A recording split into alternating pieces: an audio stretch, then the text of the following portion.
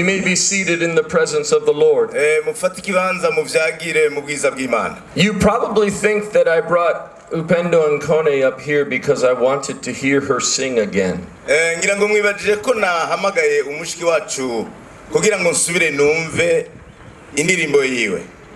I brought her up here because I wanted to hear you sing again. Atari kugira twumva ijwi ryiwe ariko twumva amajwi yanyu ariko araririmba. When you sing, iyo muriko muraririmba, I think that is the sound of heaven. Ni numva mengo na majwi yo mwijuru. And one day when I arrive in heaven, kandi umunsi nzoshika mwijuru, I'm going to be listening for that sound. And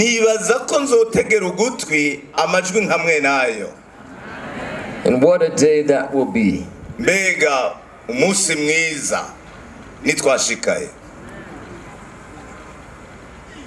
Hallelujah.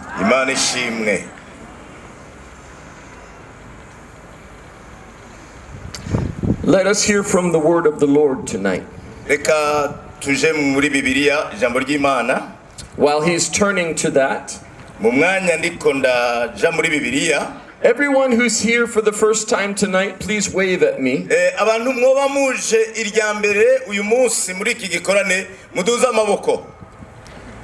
Aha. Thank you.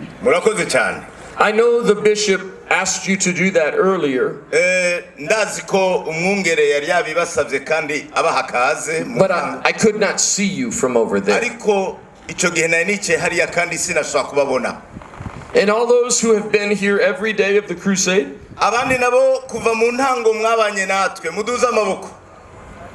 wow, asante sana.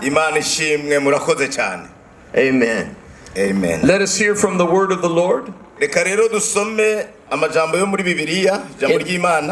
Gospel of John, chapter 5.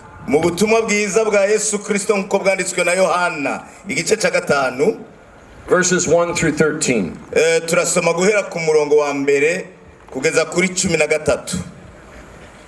Havuga ko arwariye ku kidengeri citwa betesida. Hanyuma y'ivyo haba iminsi mikuru y'abayuda.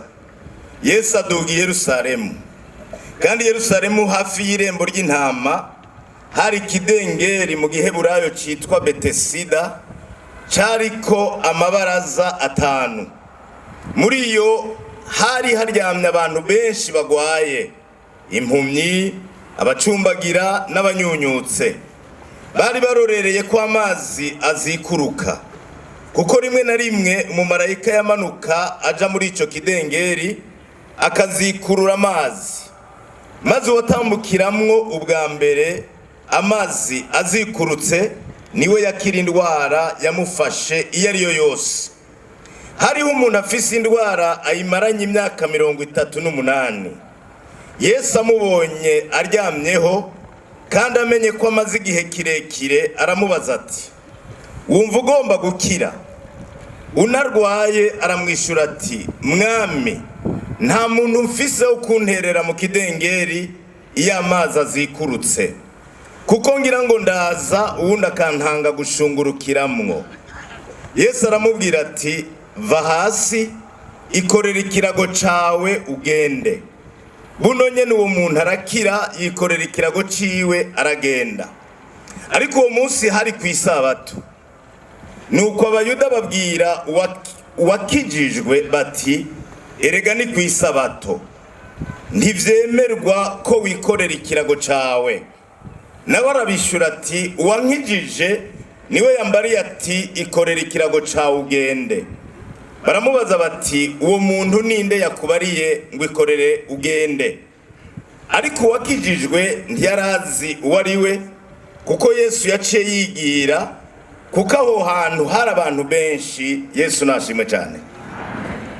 May God bless the reading of his word. Imana ihezagire amajambo yayo tumaze gusoma. There are many stories in the Bible hariho amakuru menshi muri Bibiliya about Jesus healing people. Avuga kuri Yesu ariko agenda akiza abagwaye. Wherever Jesus went, ahantu hose Yesu yagenda people called out to him. bose baca bamuja inyuma bakamuhamagara. People ran up to him. Abantu bagafata intambuko bakagenda aho Yesu ari. They followed after him, bakagenda bamukurikira hagiye, asking him if he would please heal them. bakamubaza bati ubona wodukiza. But this story is very different from the others, ariko iyi nkuru dusomye itandukanye n'izindi nkuru, because Jesus initiated the conversation with this man. kuko Yesu niwe yagize intambuko asanga uwo muntu ahari baraganira. This man had been ill for 38 years. uyo muntu yari amaze imyaka 38 arwaye. And Jesus was walking by. hanyuma Yesu yari kaca hafi y'aho hantu. There was a multitude of sick people there. kandi aho hantu hari abantu barwaye benshi cyane.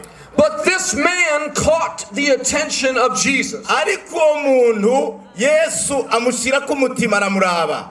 And Jesus asked him, "Do you want to be made well?" Yesu aramubaza ati mbega uragomba gukira. Remember that question, Bujumbura. yewe Bujumbura ugume wibuka icyo kibazo. Jesus initiated the conversation. Yesu niwe yagize intambuko yo kugenda kuganira n'uwo muntu. He did not wait for that man to call out to him. ntiyabanje kurindira ko uwo muntu ari wamuhamagara.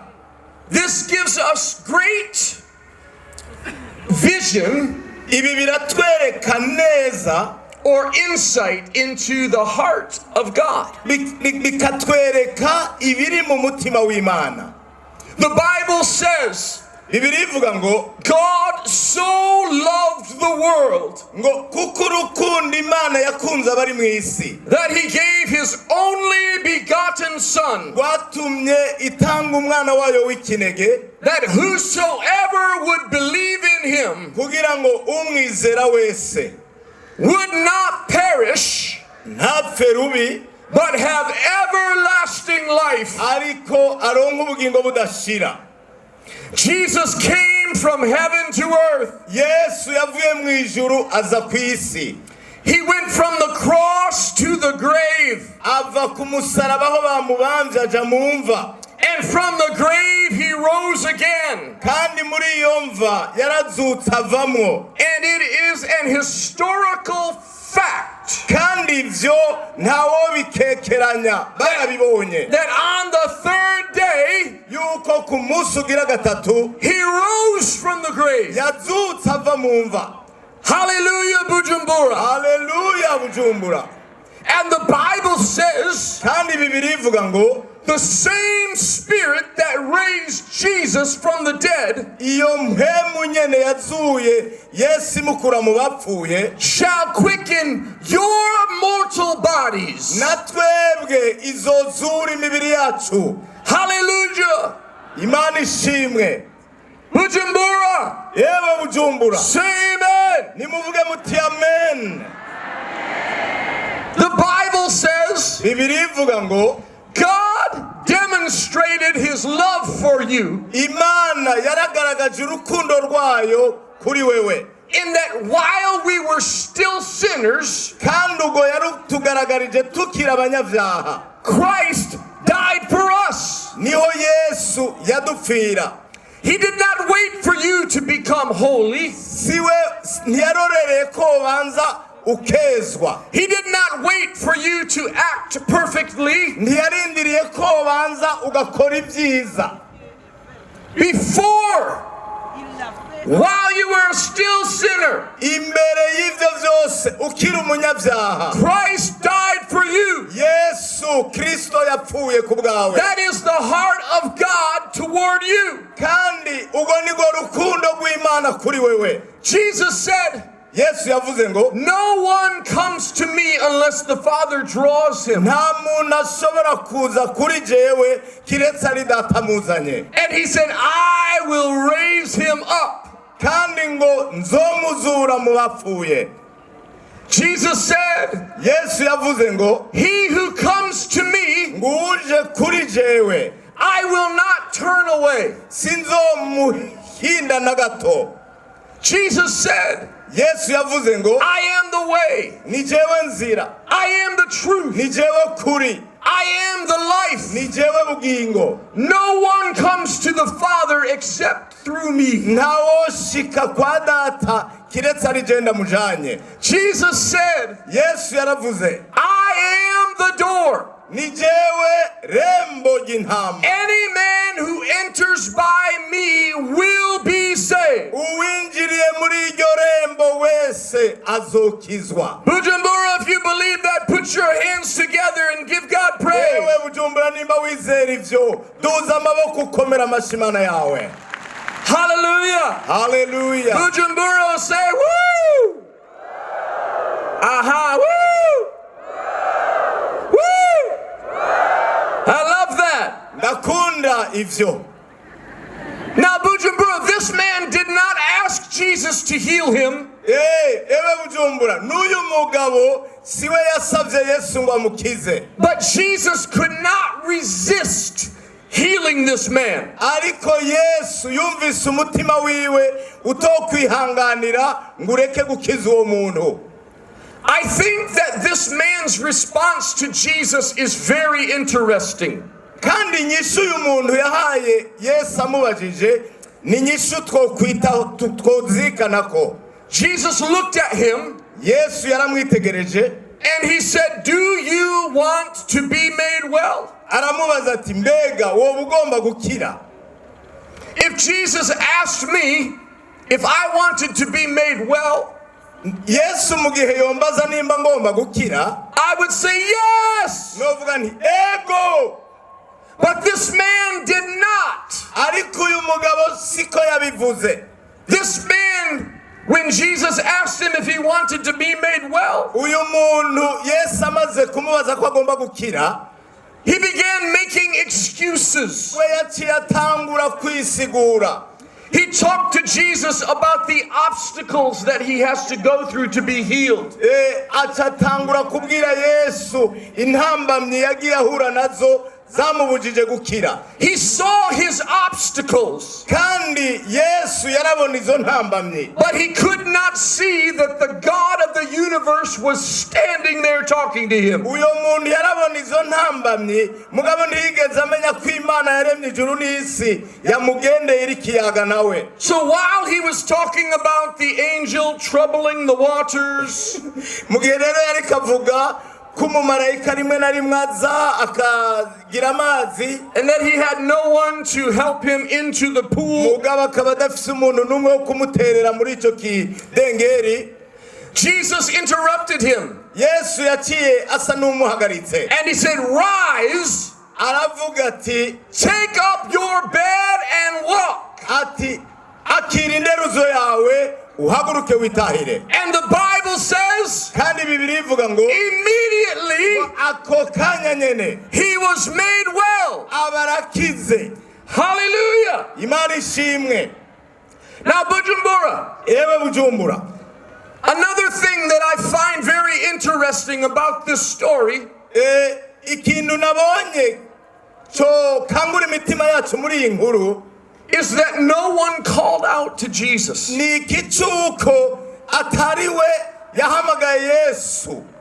The Bible says there were a multitude of sick people. Bibiliya tubwiye ngo abari bagwariye aho hantu bari benshi cyane. And that multitude of sick people, Kandi abo benshi iryo sinzi ry'abari bagwaye, they witnessed a miracle with their own eyes. ico gitangaza Yesu akoze barakibonesheje amaso yabo. But the Bible tells us Ariko Bibiliya itubwira ngo no one called out to Jesus. bamaze kubona ivyo Yesu akoze ntawamuhamagaye ngo nawe amukize. The miracle working God was right there. Igitangaza c'Imana cari kiraho. The healing God was right in their midst. Iyo Mana ikiza yari kiraho hantu. He was right within reach. Kandi yari ahantu uyibwira ikumva cyangwa ushaka kuyishikira. And no one called out to him. Ariko nta muntu n'umwe yigeze yambaza Imana iri kikorera aho hantu. Even though they witnessed witnessed a miracle, naho biboneshereje amaso yabo igitangaza Imana ikoze, no one called out to Jesus nta n'umwe yavuze ati Yesu nanje ngirira neza, for him to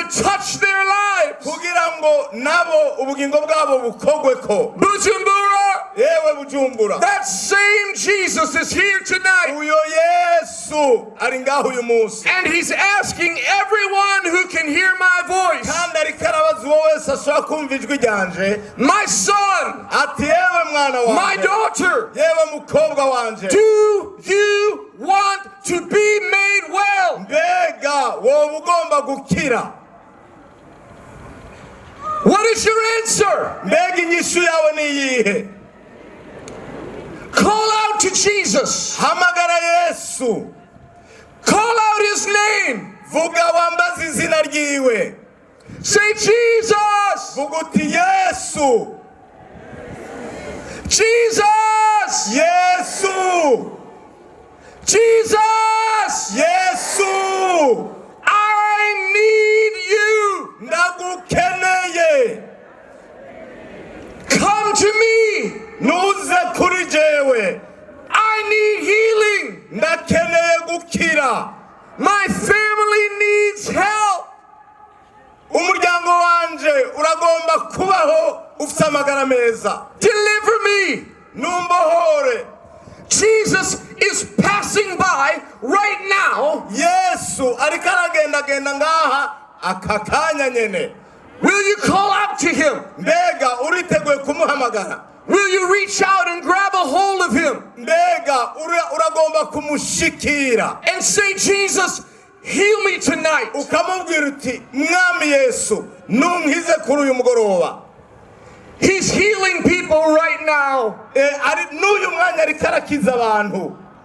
The Bible says Bibiri ivuga ngo God sent forth his word ngo Imana ituma ugukira kwayo and he healed them igakiza abantu, and he cleansed them from all unrighteousness. ibatuma ko ijambo ryayo rikabakiza rikabuhagira ibyaha byabo byose. The healing, saving power of God is here right now. Ububasha bw'Imana bukiza buriko burakorera ngaha muri aka kanya. You know what he is healing? Murazi uwo ariko arakiza?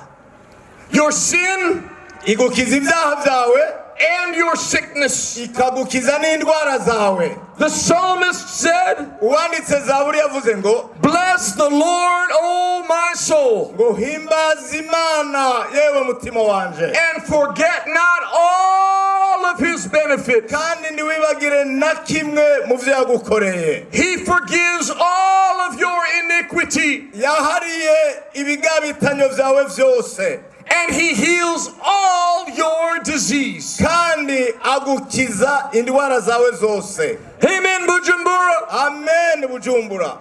That same Jesus is here tonight. Uwo Yesu nyene yakoze ivyo ari hano kuri uyu muhingamo. Will you call out to him? Mbega uriteguye kumuhamagara? Will you come to him Mbega uriteguye kuza kuri we and receive the healing of your body and the salvation of your soul? ukakira ugukira mu mubiri n'agakiza ko mu mutima.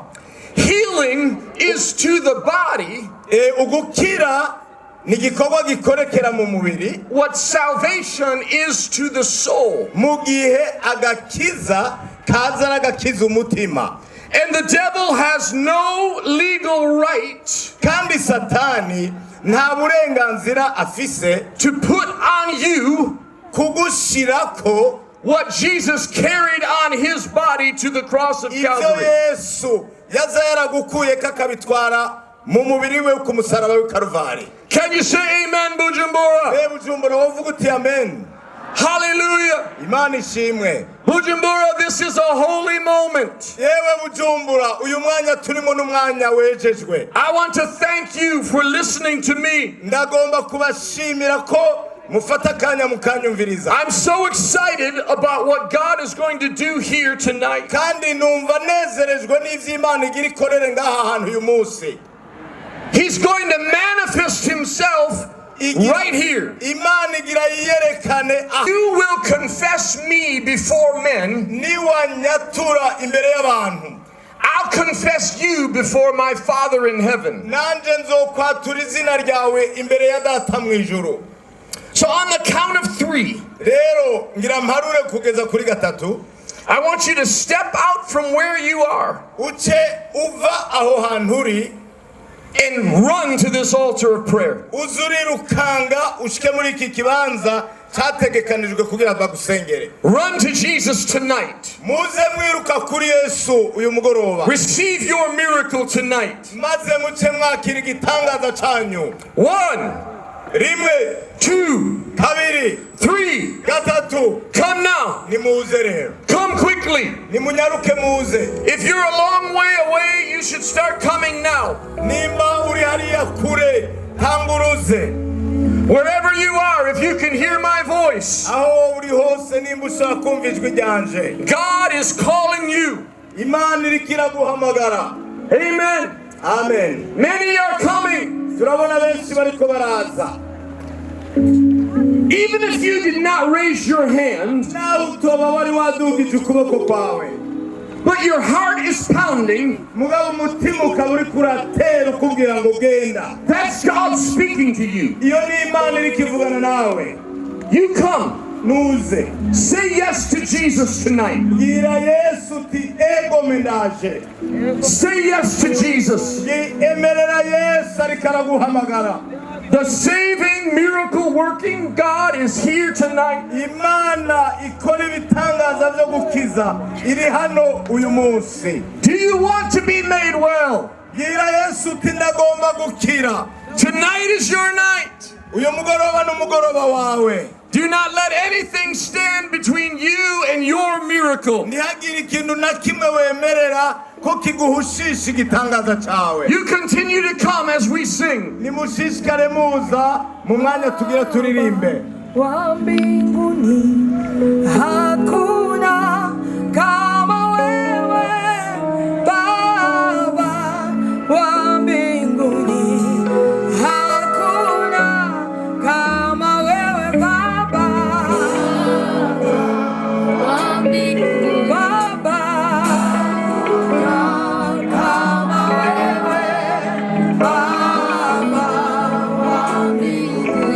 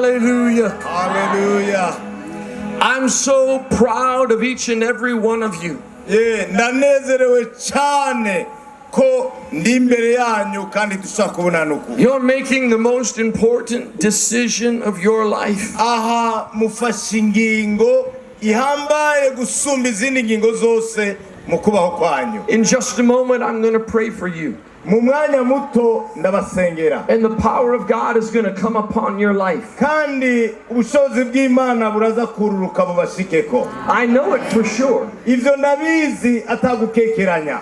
Because the Bible says Kuko Bibiliya ivuga ngo the Word of God never fails. ijambo ry'Imana nta na rimwe rinanirwa gukora icyo ryatumwe. And we're going to follow the Word of God. Kandi no gusenga tusenga dukurikije ijambo ry'Imana. So I want you to lift your hands before the Lord Rero ndabasabe tuduze amaboko imbere y'Imana. and repeat this prayer out loud after me. Muce musubiramwo iri sengesho n'ijwi ryumvikana. Because the Bible says, Kuko Bibiliya ivuga ngo with the mouth confession is made unto righteousness, umunwa niwo twaturisha. with the heart one believes unto righteousness. Exact. Imitima niyo twizeresha tugashika ku kugororoka. And with the mouth confession is made unto salvation. Hanyuma akanwa nako niko twaturisha kadushikana ku gakiza. And if you confess the Lord Jesus Kandi niwatura Yesu Kristo nk'umwami and believe that God raised him from the dead, ukizera n'umutima wawe ko Imana yamuzuye imukura mu bapfuye, you will be saved. urakizwa. So repeat this prayer after me out loud. Rero musubiremo iri sengesho n'ijwi ryumvikana. Heavenly Father, Data wo mw'ijuru, I admit that I have sinned. ndemera rwose ko nakoze ibyaha. I believe Jesus died for my sins. Kandi ndazi ko Yesu yapfuye azira ibyaha byanje. And he rose from the grave. Kandi ko yazutse ava mu bapfuye. To give me victory Kugira ngo ampe intsinzi. over sin and death. Intsinzi ku cyaha no ku rupfu. I confess my sinfulness. Ndatuye ibyaha byanje. I repent and turn away from my sin. Ndabyihanye kandi ndabiteye ibitugu. Please forgive me of my sin Ndakwinginze umparire ibyaha byanje. Come into my life Nuze mu bugingo bwanje. and make me a new person. Uheze umpindure icyaremwe gisha. From this day forward, Guhera muri aka kanya n'igihe cyose nzobaho. I confess that Jesus is my Savior. Ndatuye ko Yesu ari umukiza wanje. And the Lord of my life. Akaba n'umwami w'ubugingo bwanje. In the name of Jesus I pray. Nkaba ndabisabye mu izina rya Yesu Kristo. Amen. Amen. Hallelujah. Amen. Hallelujah. Imana ishimwe cyane. The Bible says, Bibiliya ivuga ngo whoever calls upon the name of the Lord umuntu wese azokwambaza izina ry'Uhoraho will be saved. azokizwa. Amen. Amen. I have 3 questions for you tonight. Rero ndafise ibibazo bitatu ndababaza kuri uyu mugoroba. Number 1, Ikibazo cya mbere, did you call upon the name of the Lord? mbega mwambaje izina ry'Uhoraho? Amen. Amen. Question number 2, Ikibazo kigira kabiri, does God lie? mbega Imana yobibesha? Question number 3, Ikibazo cya gatatu, are you saved? mbega none mwumva mwakijijwe? Amen. Amen. You called upon the name of the Lord. Mwambaje izina ry'Uhoraho? God does not lie. Imana mwambaje ntibesha. So as a minister of the gospel of Jesus Christ, rero nk'umukozi w'ubutumwa bwiza bwa Yesu Kristo, by the authority of God's holy word, no mu bushobozi nahawe n'Imana yera, I tell you today that you are saved. ndakwemeje uyu munsi ko wakijijwe, You are born again. wavutse ubwa kabiri, Your sins are forgiven. ibyaha byanyu murabihariwe, And you're on your way to heaven kandi amazina yanyu yanditswe because you have Jesus in your heart. kuko mwakiriye Yesu mu Hallelujah, Bujumbura. The Bible says, Bibiliya ivuga ngo all of heaven rejoices ijuru ryose riranezerwa over one lost sinner coming home. umunyabyaha umwe ahindukiye akihana. That means that right now, ni ukuvuga ngo aka kanya nyene turimwo there's a party taking place in heaven mu ijuru bari mu munsi mukuru, in honor of every one of you. kandi uwo munsi mukuru ni ku bwa mwebwe umwe wese muri mwebwe. So on the count of 3, rero ngira mparure gatatu, let's lift up our voices, tuce tuduza amajwi yacu, clap our hands and shout, dukomere amashyi Imana n'ijwi ryumvikana, and join together with all the hosts of heaven tuce twifatanya n'ingabo zo mu ijuru, and give God praise hanyuma duhe Imana icyubahiro for n'ishimwe the great thing He has done. kubw'ibitangaza imaze kudukorera. Are you ready, Bujumbura? yewe Bujumbura uriteguye? Even all you out there, are you ready? mbega mwese muri hariya kure muriteguye? 1, rimwe, 2, kabiri, 3. gatatu. Hallelujah!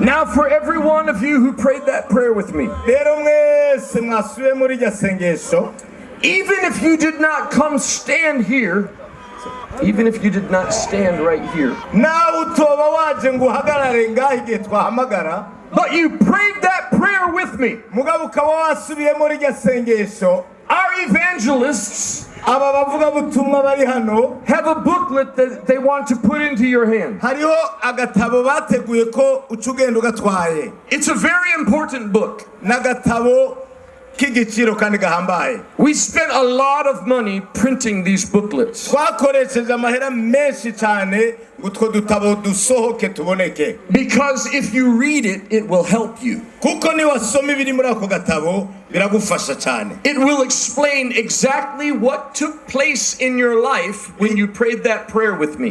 ako gatabo karimo amajambo agusobanurira ingene biheza bikagenda mu mutima, icyo washize mu mutima igihe wasenga rijya sengesho. So if you will be patient with us, rero ndabasabe mwihangane gato, we will make sure that you receive those booklets now. kugira ngo turabe neza ko ata numwe agiye ako gatabo atakaronse.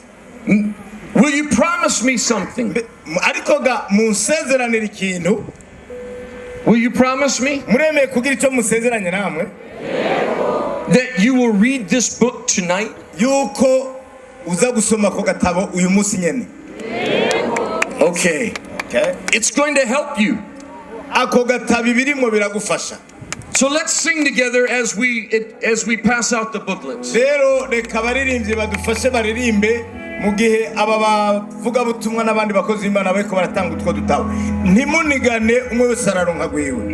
mwitonde umwe wese aratora baramushikira. They're coming.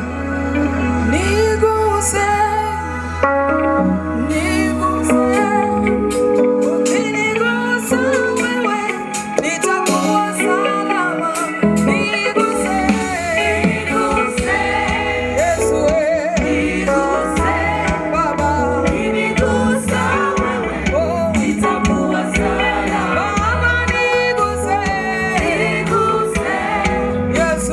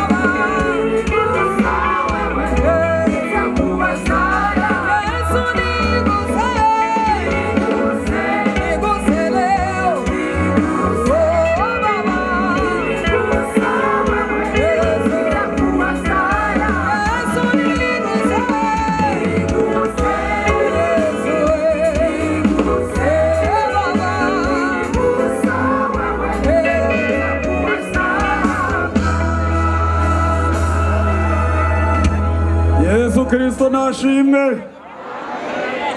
Ntimushoke mutaha ntarasegera abarwaye hari n'abazanye ivyambazo turaja gutanga umwanya babasengere nibabaha ivyo bitabo kandi birabakwira abaronse ariko babanze babisome barabe birimwo tuhe kaze wa musiguzi agaruke karibu sana.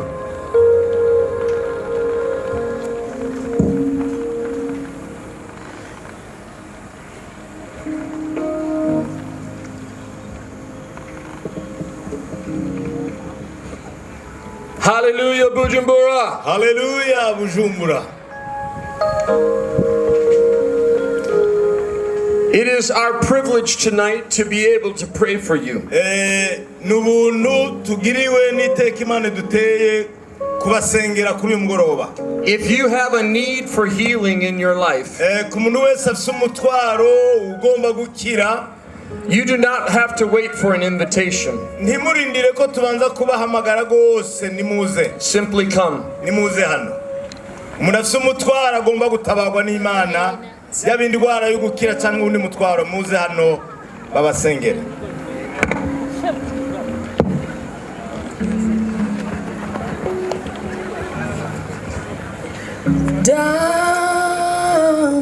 I want to take just a moment to greet our online audience. Nagomba mfata akanya ndamutse bene data bariko badukurikira ku murongo ngurukana makuru. While people are coming forward for prayer, mu gihe aba bantu bariko baraza hano imbere ngo basengerwe, thank you to everyone who has been watching this crusade. turashimira uwo wese yafashe akanya ko gukurikirana iki gikorane Across Africa and around the world.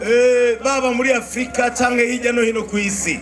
Many of you heard the gospel message today.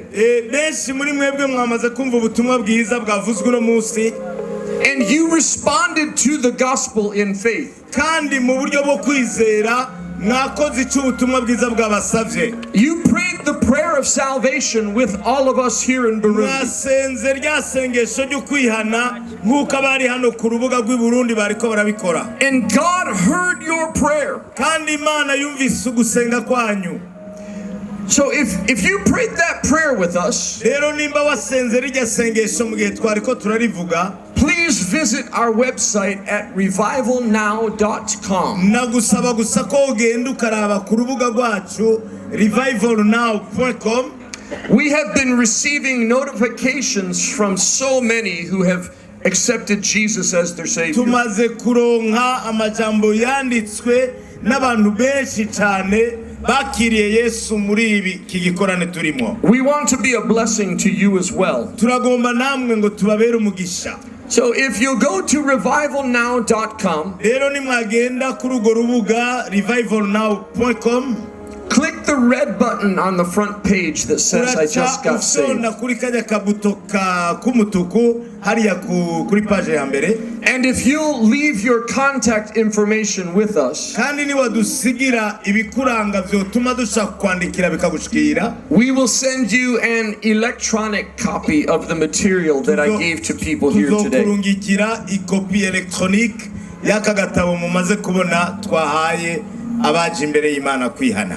Visit revivalnow.com. rero mugende murabe kuri urwo rubuga revivalnow.com, Click the red button that says I just got saved usyonde kuri kajya kabuto ka rouge, hanyuma muce mukurikira and mukora ivyo follow the babasaba. prompts from there. muce mukurikiza ivyo bagenda babasaba. Mungu awabariki sana. Imana ibahezagire cyane. Amen. Amen. I want you to know that every one of you are so special to my wife and myself. nagenda babwire ko mwese umwe wese muri mwebwe ni uw'igiciro ntangere kuri jewe no kuri uyu mufasane wanje. It's our honor, all of us here on this stage, it's our honor to pray for you. kandi ukumubona abakozi b'Imana bari ngaha niteka kuri bo mubateye ko bashobora kubasengera imbere y'Imana. It's important for you to remember two things before we pray. kandi nagomba ngo muhore mwibuka ibi bintu bibiri imbere yuko dusenga, Because I want this prayer to be profitable for you. kuko ngomba ngo isengesho tugiye kubasengera rigira icyo ribamariye. Number one, icya mbere, God is not moved by your need. imana ntihungabanishwa n'ubukene cyangwa ibyankenerwa byawe. He's moved by your faith. ikintu kihagurutsa ni ukwizera kwawe. Amen. Amen. God cares about your needs. imana isanzwe yitayeho bijya byankenerwa byanyu. That's why he gave his one and only son for you. ni nacyo cyatumye itanga umwana wayo w'ikinege ikamutanga ku bwanyu. But he's moved by the hunger of your heart. ariko ikintu kihagurutsa ikagira icyo ikoze niyo nzara n'inyota yo mu mutima wawe, By your faith. uko kwizera kwawe. Jesus said, according to your faith, Yes. let it be unto you. yesu yavuze ngo bibabere uko mwizeye. Amen. Amen. Now take that faith, rero mufate uko kwizera kwanyu, because Jesus said, kuko yesu yavuze ngo if you have pure faith, ngo niwagira ukwizera nyakuri, even the size of just a mustard seed, ukwizera kukuri mugabo naho koba guto kunganya agatete ka sinapi, you can say to a mountain, wobarira umusozi be moved and cast into the ngo sea. niwimuke uteregwe mu kiyaga. Amen. Amen. How many of you have a mountain in your life that needs to be moved today? Nibande mu buzima bwabo bumva hariho umusozi ukwiye kukugwaho ugateregwa mu kiyaga. Take that faith, akira uko kwizera rero, even the size of a mustard seed, naho koba ari guto kukangana n'agatete ka sinapi, and attach that faith to this word. hanyuma uko kwizera kwawe ugufatanye n'aya masezerano yo mu ijambo ry'Imana. There's healing power in this word. hariho ubushobozi butabara bugakiza muri iri jambo ry'Imana. My prayers are just words, amasengesho tubasengera n'amajambo, but when my prayers contain this word in them, ariko iyo nsenze mu majambo ari mu masezerano yo muri Bibiliya, there's power hariho ubushobozi in the prayer. muri ayo masengesho. So do not put your faith in this man. rero ntimushire ivyizigiro vyanyu cyangwa ukwizera kwanyu muri uyu mugabo. Man will fail you and disappoint you every time. abantu bazobahenda cyangwa abantu babahemukire But kenshi, God's word never fails. ariko ijambo ry'Imana ntabwo rinanirwa gukora icyo Imana yaritumye. Amen. Amen. Hallelujah. Amen. As an act of your faith, kandi rero dufatiye kuri uko kwizera kwanyu,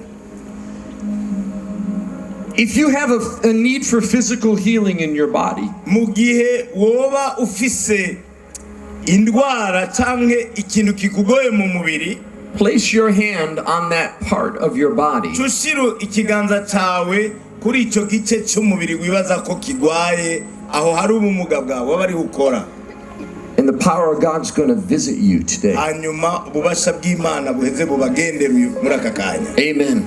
Amen. Hallelujah. Hallelujah. Rosukala makate roshanda maba. Nibogo hondola robosiete. Hiboko to hondola robosiako. Kaya mahanda la basike nebeke. Sikito la robosiete. Maginda la rabasi yokomobosa. Roshondo la roboro kobelse. Kambinda la bashieke nabesa. Roshali kate roshanda mabakata hasieke. Nibege de hete le ribioso. Kumbolo robogo yoto la robosi ata la bake. Kapapapata la bashike de bese. Siko tondo la robosi eke na basihinda la bashika la roboso. Roshoko lo robohunda la bashieke. Nibege hete le rebeshi akamabande. Kayana masianda la robosi otola roboboko. He kalabashi e kidebese. Miga da la basaka da hondola robosi ete. Kilama katalaba rohoya masaba. Kalata shaka bananta la roboso. Misabogo hotolo robosiete. La placentia la masendiete. Kambasike nabiso. No sobogo hondolo robosiako. Nibogo hondolo robosiuka mabapa. Nebogo hondola robosa baka hayana masike. Libogo hondola robosioka labosa. Roshapok hondola robohiana namase. Sukale rasha sulamasaba. Sukale rasha sudamai. Sukale rasha magioto loboso. Bisak baka hatala robosiete. Nebrosho hondola robosioka nabase. Kim rasha gagala robosioka babondo. Robrosho bobogo hundala robosieke masika. Naba babadalanda la rabasika no boboso. E kabababanda la rabasioko. Lisa bababondo la robosioko babonde. Ke babongo la robosiaka. Basha babanda la rabasioko babosiete. Libege hite le basika diata la basika dioto la robosiando. Mesa babo. Keep up a bow. Liba babaka hata la bashika na yoto la roboso. Roshonda la robolo kabose. Misa bala bababa hata la basie kemabeso. Rorio sopopogunda la robosiato. Biamanda la basieke. Negro bobobondo la robosiato. Heta la robosa bababanda. In the name of Jesus.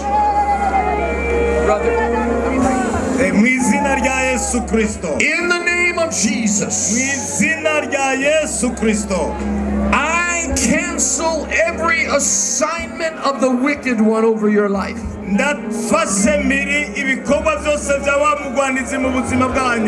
I break every curse that's been spoken over you. Over your body. Over your finances. Against your home. Against your success. I break it now in the name of Jesus. I call for the blood of Jesus to flow down over your family background, to flow down through your genealogy, to flow down through your history, and separate you from every altar, every family altar, every ancestral altar that has been raised up to a false god. I break it now by the shed blood of Jesus Christ and his resurrection power. I sever every tie with the sword of the Spirit, which is the Word of God. The blood of Jesus covers you. The blood of Jesus separates you. The blood of Jesus cleanses you. The blood of Jesus sets you free. In the name of Jesus, I bind all sickness and disease. I bind it from your body. mibiri yanyu. And whatever I bind on earth Kandi ico tuzoboha mw'isi cose is bound in heaven. no mw'ijuru kirabohwa. I bind all sickness and disease from your body, Ndaboshe ubumuga bwose n'indwara zose mu mibiri from the top of your head kuva hariya mu bworo bw'umutwe to the soles of your feet. kugeza ku bworo bw'ikirenge. In the name of Jesus, Mw'izina rya Yesu Kristo I speak to the condition. ndavuga ku buzima bw'umwe wese. I command you to come out. Ndavuga ngo ikibi cyose kive muri wewe. Toka, Toka, toka, sohoka, toka kwa jina la Yesu. sohoka mw'izina rya Yesu Kristo. In the name of Jesus. Mw'izina rya Yesu In the Kristo. name of Jesus. Mw'izina rya Yesu. Hallelujah. Haleluya. I speak to cancer. Ndavuga ngo indwara ya kanseri, You foul spirit. iyo mpemu mbi itera kanseri, I curse you dead in the name of Jesus. ndagukuje muri iyi mibiri y'abantu mu izina rya Yesu. Dry up and fall off the body. Amageragezwa yose yaboshe imibiri In the naveho name of Jesus. mu izina rya Yesu. I speak to HIV Ndavuga kuri aba bagwaye sida, and malaria. abagwaye malariya. I command you right now to bow to the name of Jesus. Ndavuga ngo muve mu bantu mu izina rya Yesu. In the name of Jesus. Mu izina rya Yesu Kristo. Ears, Amatwi atumva neza, hear now. nimwumve mu izina rya Yesu. Eyes, Amaso atabona neza, receive your sight. nimwakire kubona neza mu izina rya Yesu. Mute voices, Amajwi atasohoka neza mu mihogo, speak now in the name of Jesus. tangura muvuge neza mu izina rya Yesu Kristo. Broken bones, mend now. Amagufa menshi yasa n'ayavunitse, Come into alignment tangura muhagarare neza mwa magufa, with the Word of God nk'uko ijambo ry'Imana and the ribitegetse, new covenant in Christ Jesus. nk'uko twahawe isezerano rishasha muri Kristo Yesu. In the name of Jesus, Mu izina rya Yesu I speak to joint pain, ndavuga ngo ubwo bubabare buri mu magufa, pains in your joints. ubwo bubabare buri mu ngingo zitandukanye, I command you to be healed now in the name of Jesus. ndategetse ngo ubwo bubabare nibuhere mu izina rya Yesu. I bind all pain, Ndafashe mpiri uburibwe bwose, inflammation, kugira ngo bijye hamwe, and I speak a loosening of the joints in Jesus' name. kandi ndavuga ngo ivyari vyarafatanye bitabwirizwa gufatana nibirekurane mu izina rya Yesu. Seizures, leave the body now. Ubu rero mwa ndwara zitandukanye va muri iyi mibiri And never come back. kandi ntimwongere kugaruka ukundi In the name of mu Jesus. izina rya Yesu In Kristo. the name of Jesus. Mu izina rya Yesu. Lungs be healed in Jesus' name. Amahaha nakira mu izina rya Yesu. Hearts healed in Jesus' name. Imitima itatera neza nikire mu izina rya Yesu. I speak to ulcers and stomach pain. Ndategetse uburibwe bwo mu nda muri estoma. I speak to digestive complications. Ndategetse indwara zifatira mu mara. I command you to straighten now Ndategetse ngo mutangure mukore neza. and be healed in Jesus' Abantu name. b'Imana bakire mu izina rya Yesu Kristo. I speak to infertility. Ndavuga kuri abo bantu batabyara. I curse infertility and barrenness. Ndafashe mpiri ubugumba no kutabyara. In the name of Jesus, Mu izina rya Yesu Kristo. I bind it now Ndabiboshe muri aka kanya. and I loose fertility. Kandi ndatuye ukubyara no kwibaruka. I loose fruitfulness in your loins. Ndatuye ukuroranirwa no kugwira. And I say in of Jesus, kandi ndavuga mu izina rya Yesu, be fruitful and multiply. nimurondoke mugwire mu izina rya Yesu, In the name of mu Jesus, izina rya Yesu. I loose healing ndavuze ugukira from the top of your head to the soles of your feet. kuva mu mutwe kugeza mu birenge, In the name of mu Jesus, izina rya Yesu. pokea, nimwakire kwa jina la Yesu, mu izina rya Yesu, pokea, nimwakire kwa jina la Yesu, mu izina rya Yesu, pokea, nimwakire kwa jina la Yesu. mu izina rya Yesu, In the name of mu Jesus, izina rya Yesu. be healed nimukire according to your faith. bifatanije n'ukwizera kwanyu, Let it be unto you nimwakire ingabire yanyu in the name of Jesus. mu izina rya Yesu Kristo. I speak to the curse of poverty, ndavuga ngo ndafashe impemu y'ubukene, to financial difficulty and lack. ndafashe mpiri amarushwa n'ingorane biterwa n'ubukene. You have no authority in this realm. waba ukenewe nta bubasha ufise ngaha hantu. These are God's children. aba ni abana b'Imana, They are set free. aba barabohowe.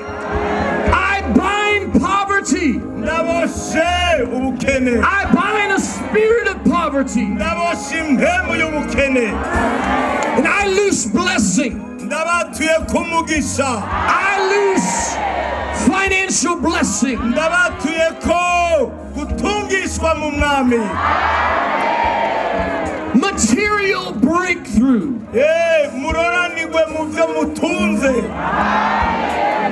New promotions. muronke gutera imbere, New businesses. muroranirwe mu bikorwa byanyu, New ministries. ibikorwa bishasha mu bironke In the name of Jesus, mu izina rya Yesu.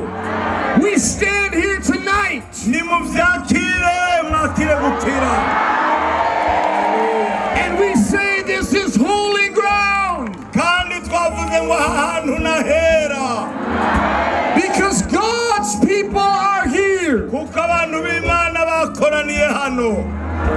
If you believe it and you receive it, say amen. nimba muvyizera mukavyakira muti amen. Hallelujah.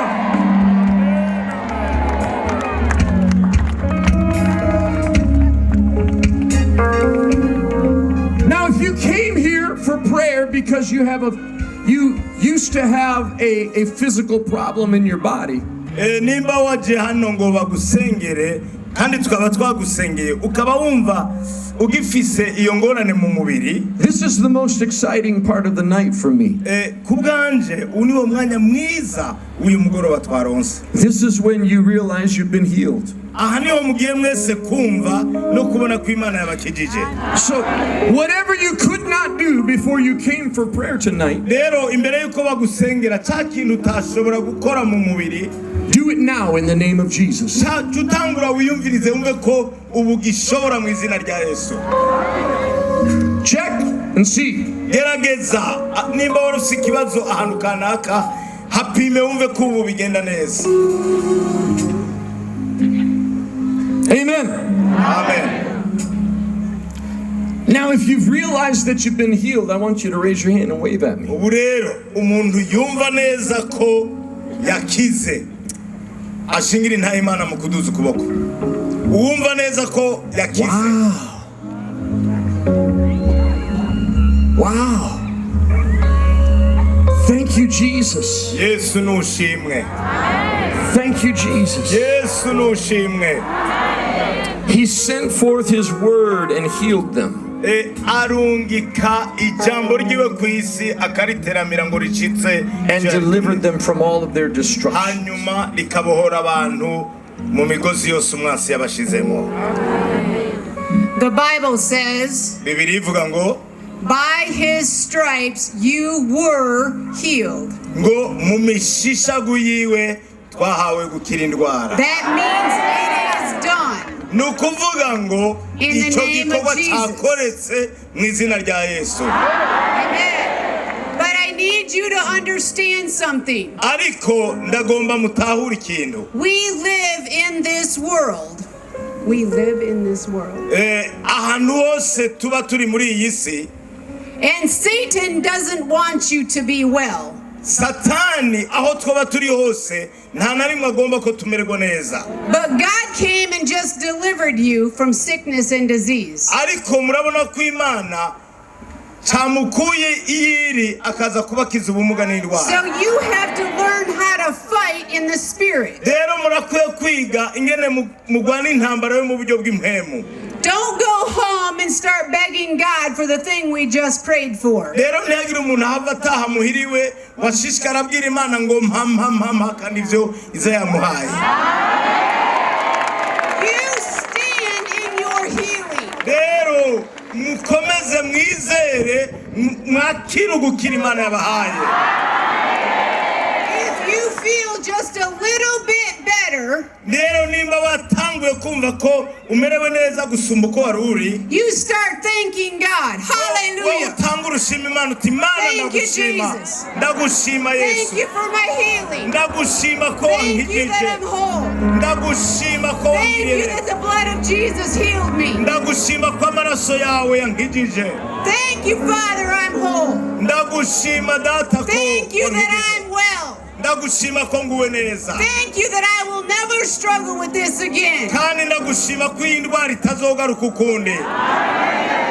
The second you give up on that kind of prayer, Ikindi kintu igihe mwasengerwa mu kanya, you're gonna lose.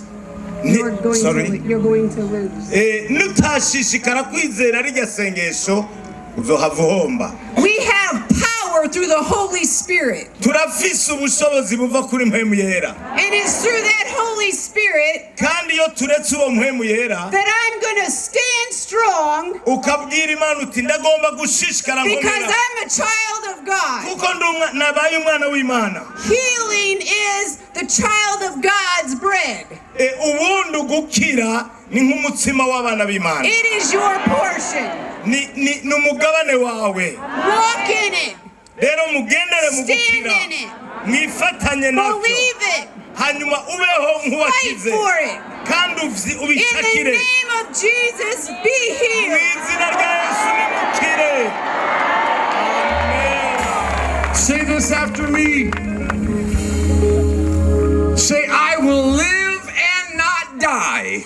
Muvuge muti nzobaho sinzopfa, And I will declare the works of the Lord. kandi nzokwamamaza ibikorwa vy'Imana yanje. Amen. Bujumbura. Amen. Taste and see that the Lord is good. Murabona ingene Imana yacu ari nziza Bujumbura. Amen. Amen.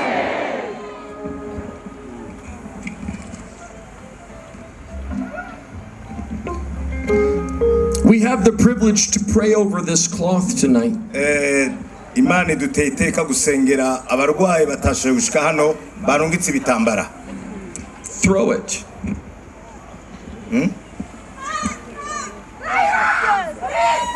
Tuhereze.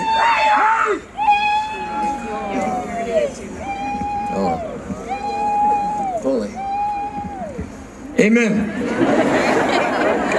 Bas. Sawa. Nimwizere abagifite ibitambara mu bigumane ukuboko kw'Imana kurabasanga aho muri. Would you like to be a part of a miracle with me? Muragomba ko iki gitangaza namwe kibashikako. As these ministers come forward and lay hands here on this cloth, Muri uyu mwanya aba bakozi b'Imana baje barambika ibiganza byabo kuri ibi bitambara. wherever you are, I ask you to stretch your hand toward this cloth Ndagomba aho muri namwe mutumbereza amaboko kuri ibi bitambara and agree with me in prayer. kugira ngo mwemeranye nanje muri aya masengesho ngiye gusenga. Do you know that the Bible says Mbega mwari muzi ko Bibiliya ivuga ngo Wherever two people agree together in prayer, ngaho babiri bahuje umutima n'inama bakagira ico basengeye, it will be done. muratsi ko bibiri bivuga ngo bizobabera uko nyene. So I ask you to stretch your hand forward. Niyo mpamvu ndabasavye ngo amaboko yanyu muyatumbereze hano. But most importantly, ariko ikirushije kuba ikimazi, agree together with us in prayer. mwumve ko twemeranije mu kwizera mu gihe tugira dusenge. Amen. Amen. Hallelujah. Father, I come to you, anointed Jesus of Nazareti wamusize amavuta with the Holy Ghost and power. amavuta ya mpemu yera n'ubushobozi, And he went forth doing good kandi aho yagiye hose yagiye agirira neza abantu, and healing all akandi yakijije abo bose who were oppressed by the devil. bari batwaje igitugu na wa murwanizi. In the name of Jesus, Mu izina rya Yesu Kristo, I commission this fabric. mwami ndavuga ngo aba barungitse ibitambara, I commission this fabric to go forth mwami ibi bitambara mu gishingo and c'ababitumye fulfill the will of God. ubashitseko ubugombe bwawe Mana. I release the healing anointing of God ndavuze ugukira n'amavuta y'Imana kuri abo bantu in the name of Jesus. mu izina rya Yesu Kristo. I speak to every fiber of fabric mwami kuri ibi bitambara n'ibi bikoze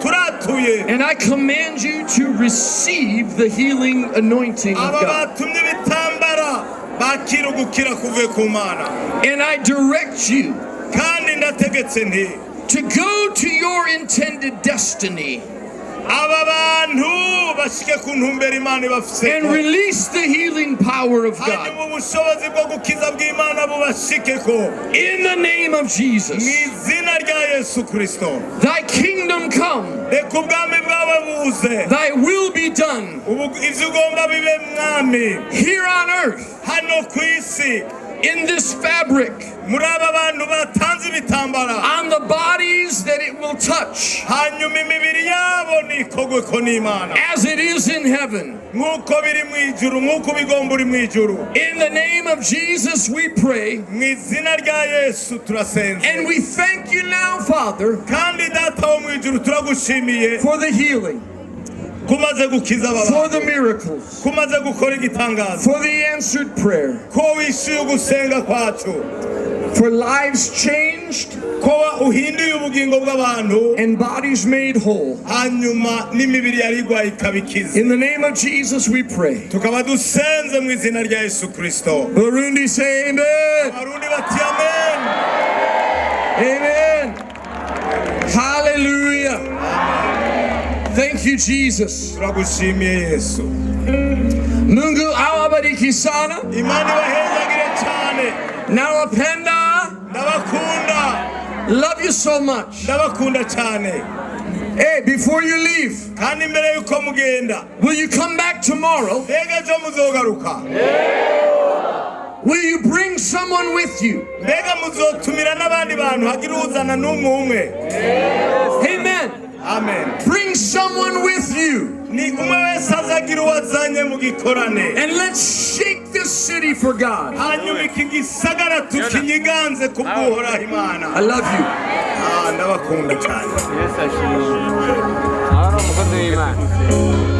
aho nyine mugeze dushimira Imana muri byose, dushimira Imana no ku mashikano twatanze. Abari kure ntimwabonye ibyakoretse, ariko abantu benshi baguye hasi n'impwemu mbi babateruye babajana hariya, ugukiza kw'Imana gukurikirane n'abayizeye.